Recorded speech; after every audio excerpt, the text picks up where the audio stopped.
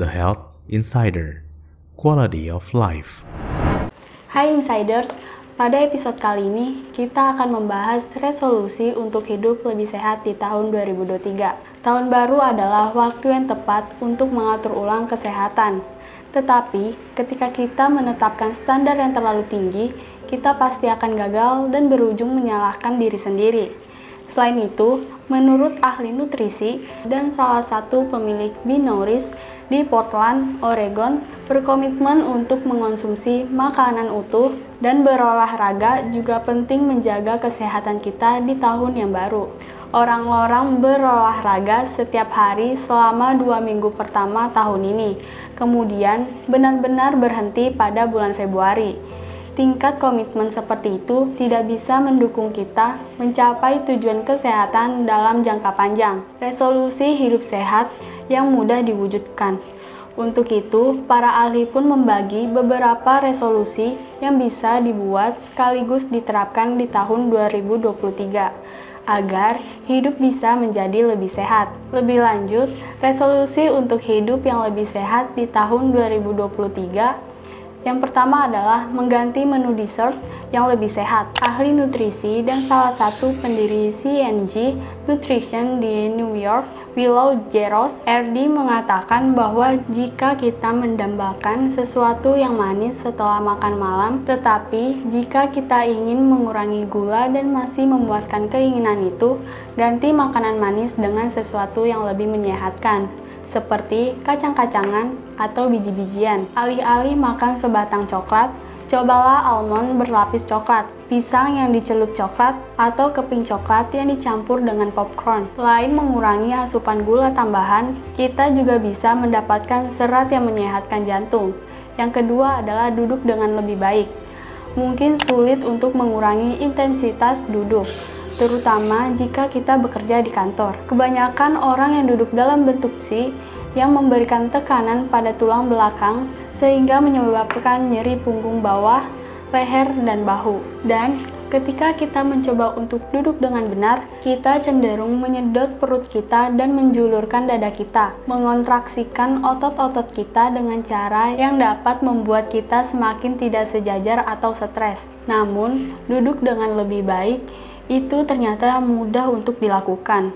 Cukup angkat bokong, berpura-puralah kita memiliki ekor dan sedikit membungkuk di pinggul sehingga kita tidak duduk di atasnya. Ini dapat membantu melepaskan panggul dan memanjangkan tulang belakang sehingga tulang belakang dapat menumpuk lurus. Di samping itu, sesuaikan kursi supaya kaki kita bertumpu rata di lantai. Yang ketiga adalah pasang alarm waktu tidur atau sebelum tidur. Lebih dari sepertiga dari kita secara teratur tidak mendapatkan waktu tidur minimal 7 jam yang dibutuhkan. Meskipun kita mungkin tidak bisa tidur lebih lama, namun kita bisa tidur lebih awal dan cara terbaik untuk melakukannya adalah dengan menyetel alarm selama 45 menit hingga 1 jam sebelum lampu padam. Setelah alarm berbunyi, mulailah rutinitas, baik itu mandi, membuat makan siang, atau menyiapkan gandum semalam. Alarm juga dapat berfungsi sebagai pengingat untuk mematikan TV, menutup laptop, dan meletakkan ponsel. Sebab cahaya biru atau blue light yang dipancarkan perangkat tersebut dapat menunda pelepasan hormon tidur, melatonin, yang membuat kita lebih sulit tertidur. Jika kita suka membaca sebelum tidur, redupkan kecerahan pada perangkat baca. Aktifkan fitur pembatas cahaya biru atau pasang lampu redup di kamar tidur. Yang keempat adalah penuhi kebutuhan vitamin untuk menjaga daya tahan tubuh. Yang tidak kalah penting untuk melengkapi gaya hidup sehat adalah memastikan kebutuhan vitamin harianmu selalu terpenuhi. Selain untuk menjaga imunitas tubuh sehat dan fit, vitamin juga dapat meningkatkan energi, mengatur metabolisme, hingga menjaga kesehatan kulit. Ada banyak cara bagi kita memenuhi kebutuhan vitamin, seperti mengonsumsi sayur, buah, dan ikan secara teratur hingga berjemur di bawah sinar matahari pagi. Yang kelima adalah membatasi penggunaan gadget. Membatasi penggunaan gadget juga bisa membuat hidup kita lebih sehat dan bahagia. Sebuah studi dari University of British Columbia menemukan bahwa pengunjung yang mengeluarkan ponsel mereka selama makan malam kurang menikmati pengalaman mereka daripada mereka yang menyimpan ponsel mereka. Dan sebuah studi terpisah menunjukkan bahwa jika ponsel berada dalam jangkauan, itu merusak kinerja kognitif, bahkan jika dimatikan. Simpan ponsel di dalam tas atau larang ponsel di meja makan. Jika keluarga kita menolak, mulailah dengan uji coba. Ketika kita menyarankan untuk melakukan sesuatu hanya selama 3 hari atau bahkan seminggu, akan lebih mudah untuk mendapatkan dukungan. Yang keenam adalah kelola stres dengan lebih baik. Cara mengelola stres adalah dengan memahami dan mengenali kalau Anda sedang mengalami atau menghadapi stres. Artinya, rasakan dan jangan malah menghindar dengan distraksi sesaat. Perasaan yang muncul jangan dihalang-halangi atau ditekan. Biarkan saja mengalir sebagaimana seharusnya.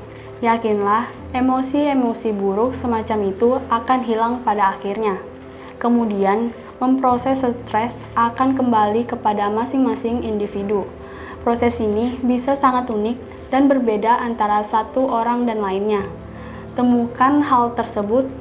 Contoh, strategi coping stres bisa dengan bersih-bersih rumah, melakukan hobi, beristirahat, fangirling atau fanboying, jalan-jalan di alam terbuka atau perkotaan. Perlu diingat, stres tidak sama dengan gila.